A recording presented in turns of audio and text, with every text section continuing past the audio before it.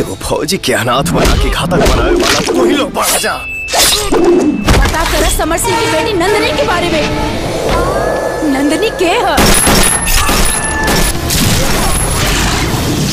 और सब करने के बाद भी अगर उहे कॉन्फ्रेंस आके हमरा से बियाह के बात करबा के ना छोड़ा तो हम तोरा से बियाह करब।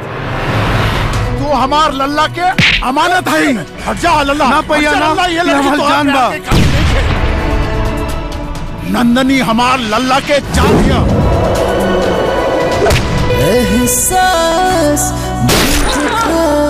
तार लाडला जो कैले बन ओकर अंजाम कुछ भी हो सके। सजा गुनाह के होला बाबूजी, हम कोनो गुनाह नहीं की कैले। बाबूआ तोहनी के सामने एगो लड़की के परिवार बर्बाद हो गई। उठा जागो और खड़ा हो जा लोग अत्याचार के खिलाफ। ना डॉक्टर साहब, एक मौका दे दी भीख के रूप में। रूप धूप में गजबे खूब चमका तारानी, अखिया न ठहरे लछन भर ऐसन जवानी। सारे वो भौजी है ना के ओवर गणेश के एजेंसी है करा बहिनी का। तू पहले अपन हिचकी संभालो, बाकी हम सब संभाल ले। सारा रा रा रा रा रा रा रा रा रा रा रा रा रा बोल चुकीरा सारा रा रा। भगवा के दिन होबे कदाच फेरी चोलिया में अपना रंग लगावे दाना। होली में देवर वो सन के पद भौजी भजावे।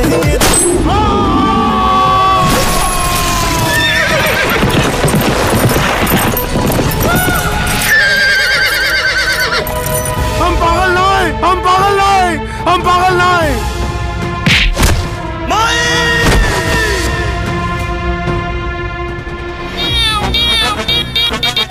सौ चूहे खा के बिल्ली हज को चली है। सौ चूहे खा के बिल्ली हज को चली है। तुझसे जुड़ल राजा सगरो अरमान जिया भूला कैसे। अब तो हो गया दिल के मेहमान जी, अब बोला कैसे। बस कमी बा ओकरा में। उ ऐसन ग्रहण बा जेकर साया भी केहू के जिंदगी बर्बाद कर देगा। और कुछ दिन में कुंदन सब कुछ भुला जाए। सही समय देख करके ओकर ब्याह कर दे। मन करे करे तो से सारी सारी रतिया बतिया हो।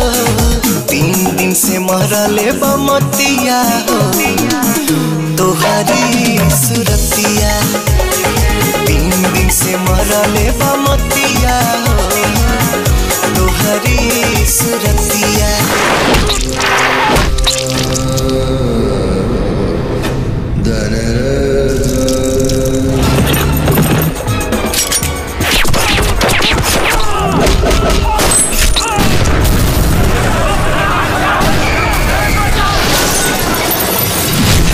सीमा पे लड़े वाले जवान देवराज के हवेली के दहलीज भी ना पार कर सकेला।